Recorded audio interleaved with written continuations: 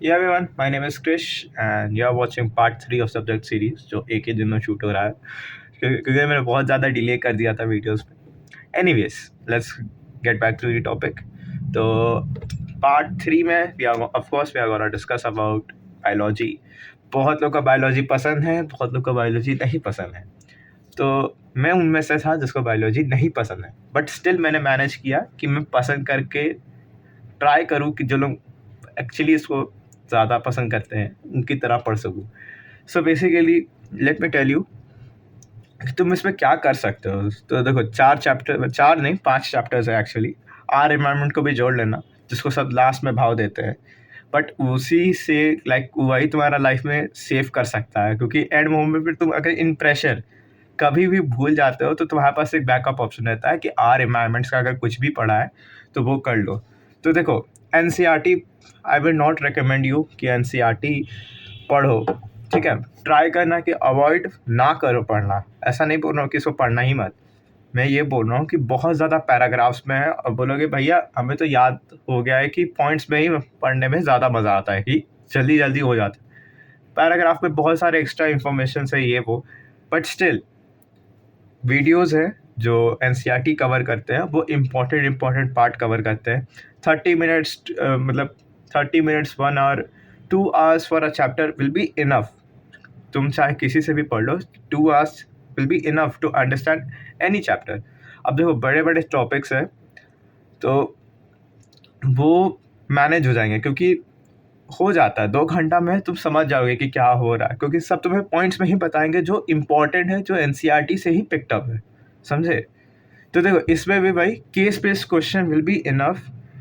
बहुत अच्छे टाइप से क्वेश्चंस आते हैं केस बेस्ड में भी। और हाँ बेसिकली हेरिडिटरी से बनाया जाता है केस बेस्ड क्वेश्चन, बट देखो नेक्स्ट ईयर क्या होता है, क्योंकि एक हेरिडिटरी चैप्टर है और एक कंट्रोल एंड कोऑर्डिनेशन, ये 2 चैप्टर से मेन आई थिंक बनाए जाते हैं। But case based question again predict नहीं कर सकते हम लोग, तो केस बेस्ड क्वेश्चन को प्रैक्टिस करते रहना, ठीक है। अब बोलोगे कि भैया याद करने में दिक्कत होता है, स्पेलिंग्स में थोड़ा एरर, तो कोई दिक्कत नहीं है। स्पेलिंग्स जनरली थोड़ा बहुत एक्यूरेट भी अगर लिख के आ जाओगे ना, मार्क्स मिल जाते हैं। देखा है मैंने, लाइक लिटरली मेरे जो सीनियर्स थे ना उनमें भी एक था कि स्पेलिंग्स एकदम नहीं आ रहे, टफ नेम है, बट अगर मिलता जुलता लिखोगे तो मार्क्स मिल जाएंगे, क्योंकि स्पेलिंग से नंबर बहुत कम काटे जाते हैं बायोलॉजी। अब ऐसा नहीं कि तुम कुछ भी लिख के आ जाओ, वो नहीं चलेगा। अब देखो इसमें ट्राई करना कि जितने भी आंसर्स हो, मैं आंसर का फॉर्मेट बता रहा हूँ क्योंकि इसमें सब थ्योरी है, इसमें कोई न्यूमेरिकल्स नहीं। हाँ बस हेरिडिटी में तुमको थोड़ा सा एक न्यूमेरिकल का झलक दिखेगा, तो इसमें तुमसे वो थोड़ा बहुत जीन्स के ऊपर पूछेंगे, जब तुम पढ़ोगे तो तुम समझ जाओगे। तो बस उसका रेशियो वगैरह रहता है, वो सब याद कर लेना, ठीक है। तो वो एक चीज़ हुआ हेरिडिटरी का।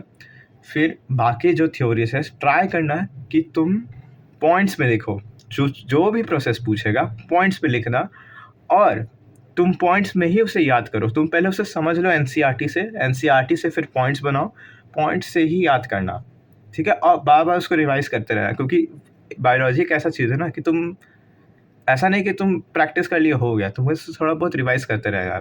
सिमिलर फिजिक्स केमिस्ट्री के लिए भी है, पूरा साइंस को ही ऐसे रिवाइज करते रहना, ये बोल रहा हूँ। और बस इसमें 2 पॉइंट्स है जो तुम्हें याद रखने चाहिए। पहला कि पॉइंट्स में आंसर बनाओ, ठीक है। ट्राई करना कि स्टेप्स को भी पॉइंट्स में लिखें, और पॉइंट्स को याद करने में ही तुम्हें बनता है, अगर पॉइंट्स में ही अगर तुम याद कर सकते हो तो वैसे ही लिखना। पैराग्राफ में अवॉइड करो याद करना, बहुत लेंदी हो जाता है, ठीक है। सेकेंड थिंग कि केस बेस्ड क्वेश्चन इसमें भी अच्छे खासे बनाए जाते हैं।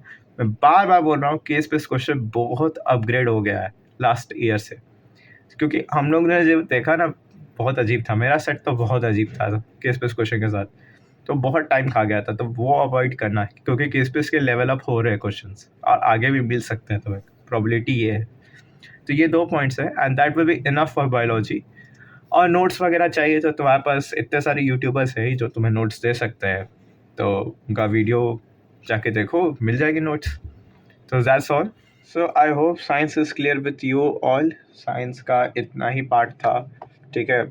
और अगर कुछ डिटेल्स मिस कर रहा हूँ तो कमेंट्स में मत भूलना लिखना कि भैया आपने ये नहीं बताया वो नहीं बताया, बट मैंने सब बता दिया है जो मेरे साइड से मेरे को लगता है कि इम्पोर्टेंट है और जिसको एक्चुअली पढ़ना चाहिए, जिसको इग्नोर नहीं करना चाहिए, that is everything. Okay, so that's all, and I will see you guys in the next one. Bye.